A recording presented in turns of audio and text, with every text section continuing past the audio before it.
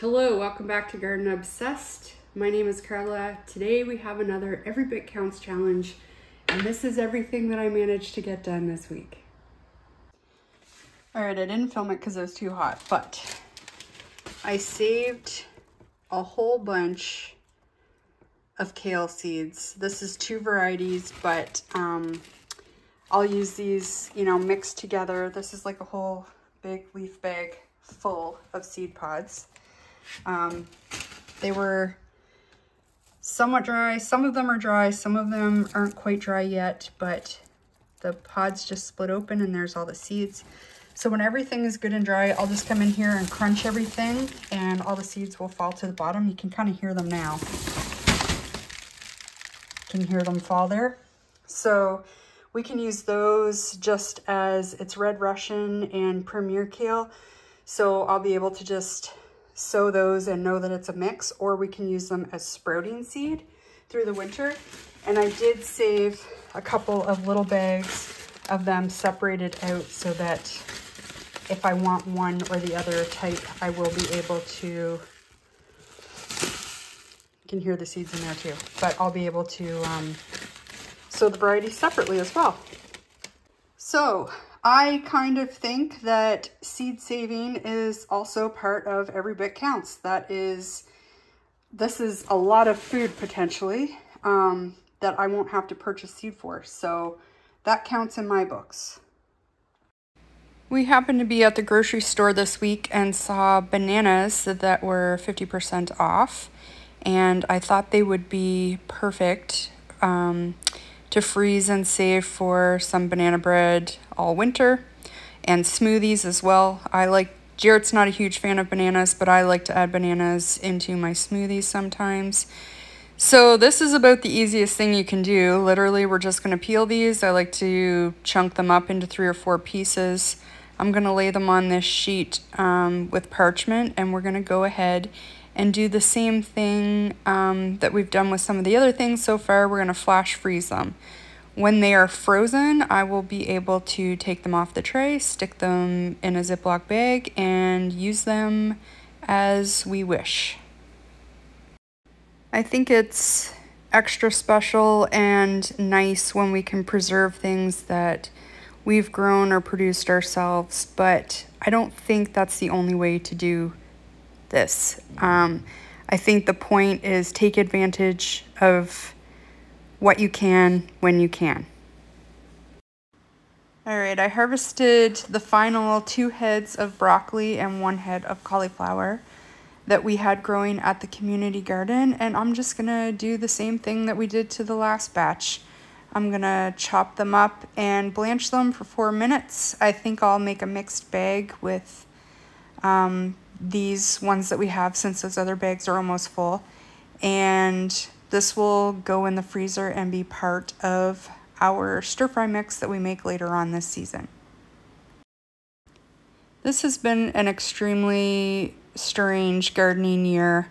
I think this is the most challenging by far that I have experienced since I started gardening. I think this was my 8th garden season. And every time that I get discouraged that we don't have any ripe tomatoes yet, and maybe the pepper plants aren't producing as much as I had hoped, there's always something in the garden that, can cheer you up and make you look at the brighter side of things. Like, this was by far, I don't usually grow very many cauliflower and broccoli plants because I don't usually have very encouraging results. This year changed my mind, and I'm excited to try again next year.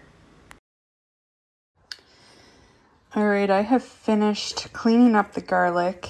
These are mostly just the average size bulbs left. So I have picked out any damaged, split, small bulbs, and I have set those aside for a project today.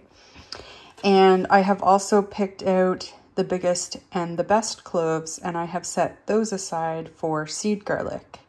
There's about 90 left here, which is plenty for us to eat all year round, especially considering we're gonna preserve some of the ugly bulbs here today, and we'll be able to use that as well.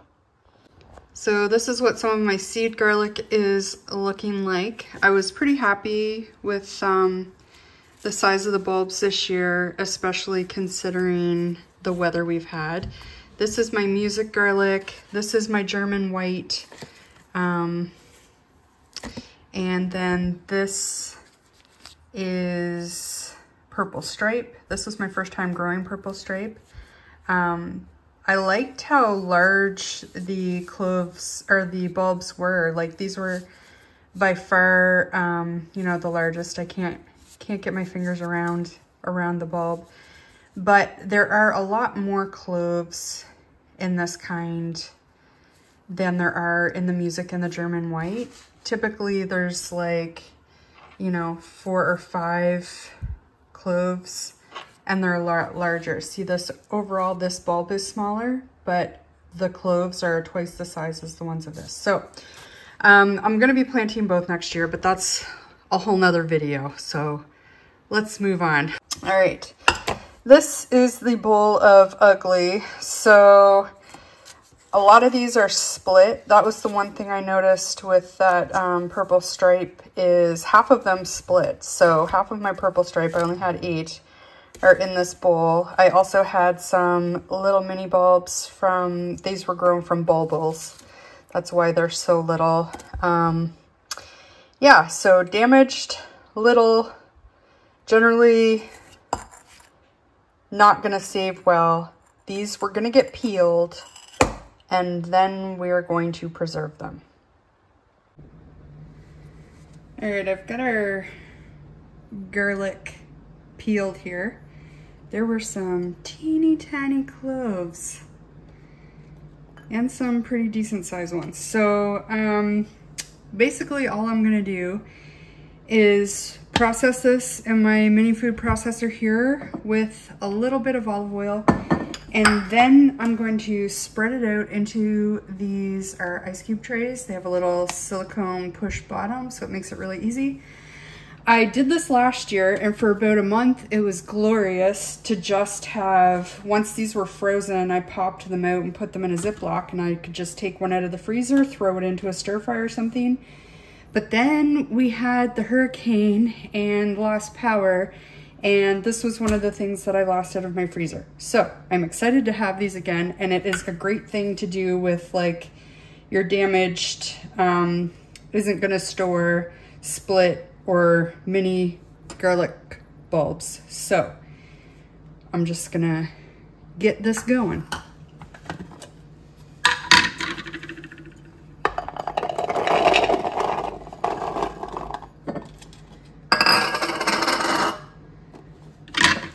I'm gonna add a little bit of olive oil to start here too. And this is something that I'll do, like, I like to have our garlic fresh right now before canning season and all of that, but as the winter goes, you know, in December or January sometime, before it starts to really decline, I may do this again with some more garlic that we have left over.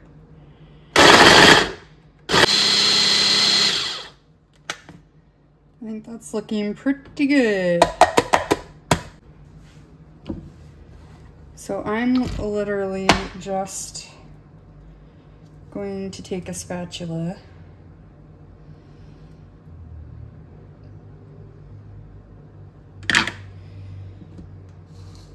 and scoop this into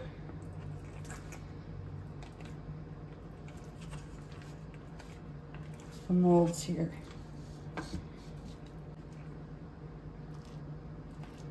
I do have some more miscellaneous bulbs that are still outside curing, and I may do that with these, or may do this with those as well at some point here. But basically that's all there is to it. So I'll get this little bit put in this one and we'll get them frozen. All right, moving on to jam. So I'm using a recipe from the Amish Canning Cookbook. It is the exact same recipe that is in the Ball or Bernardin Complete Guide to Home Preserving. It's 9 cups of mixed berries. It's 6 cups of sugar. The reason I'm using this cookbook, I like that it's coil bound. It's a lot easier to lay out on the counter and use and reference while I'm making it. And it also has a different method for determining when your jam is done, which we will get to. So I've just got my jars sterilized here. The thing about, this is a no pectin recipe. The thing about that is it takes a long time to cook down comparatively to other jam recipes. So I think I was stirring this thing for at least 45 minutes. And in the Amish book, it uses temperature difference as a measure of when your jam is ready. So that pot you see behind, that little pot at the back of the stove there, that just has water in it. Before I started making jam, I boiled that water and I took the temperature. When this jam reaches 9 degrees above that boiling temperature, it should be done. So I'm just skimming the foam off of the jam here. I don't always do that. There was quite a bit though today, so I did go ahead and remove most of it. I don't worry about getting every little bit. Generally, a lot of it will dissipate once you bottle it anyway, and a lot of people will add a little knob of butter or something to stop the formation of the foam, but I'm not gonna do that today. So I'm just checking the temperature again, and we're not quite there yet. It seems like we've been stirring this jam forever. Jarrett was here with me. We have an open concept, so he was in the living room watching stuff on TV, and at some point he comes over and starts stirring for me because I'm complaining my hand is getting hot. But I like the method. You can see me going over to the freezer right now and getting a plate. This is the method I generally use to see if the jam is done. And you put a plate in the freezer, you drop a little bit of jam onto the plate, you stick it back in the freezer for 1 or 2 minutes, and when you take it out, you run your finger across it. If it wrinkles, it is done. So this time it's not done yet. The other method that a lot of people use, which I have not mastered, is if the jam runs in sheets off of your spatula or spoon. You can see me run my finger through here and it's still very liquid, so not done yet. So I'm going to stick that plate back in the freezer so I can test it again. This was my first time doing the temperature method, and I, just didn't trust it yet. So it ended up working out really well though. So I'm going to go get that plate here again and give it another try. It's been a few minutes, and here comes Babe to the rescue, wearing a white shirt of all things while he's stirring bright red jam. But he's doing a good job, and I was really thankful for the break. So he's just going to drip a little bit on the plate. I'm going to stick it back in the freezer, and we'll give it another wrinkle test. I kind of like to proclaim, I guess, that I do all of these things all on my own. And I would say I do the majority of them, but over the years, Jarrett has taken more and more of an interest, and he actually helps quite a bit. Especially salsa is one of his favorite things, and his job is to cut the apples, which I hate doing, and cut the onions, get a lot of the things diced up and ready for the salsa, and then I will go ahead and cook it and jar it. He also helps out a lot, especially at the community garden. He helps me prep all the beds. He does a lot of the weeding in the rows and things with a stirrup hoe. He really likes to use that. And he does a lot of the carting. As I'm there like weeding, he's taking the piles to the compost heap. He's getting water and watering a lot of the things, while I'm pruning something or doing something that he's maybe less interested in doing. And it really does help me out a lot. So thank you, babe. I appreciate you. And I really appreciated you on this day for taking a stir turn. You know, standing over the hot stove all day on a hot day is sometimes, you know, more exhausting than it would be, you know, on a cool fall day. So I'm trying to see if it's sheeting. I can't tell. I'm gonna go back over to the freezer and get that plate, and this time it is going to wrinkle. I don't know if you'll be able to see it on the video, probably not, but as you push it, it will form little wrinkles, and then you know it's done. So I checked the temperature one more time, and it was right spot on. The temperature was right spot on where they said it would be. So it's time to get this jam jarred up. So I'm just gonna go ahead and fill my jars. I will get the lids on. I always wipe the rim after I fill the contents in the jar.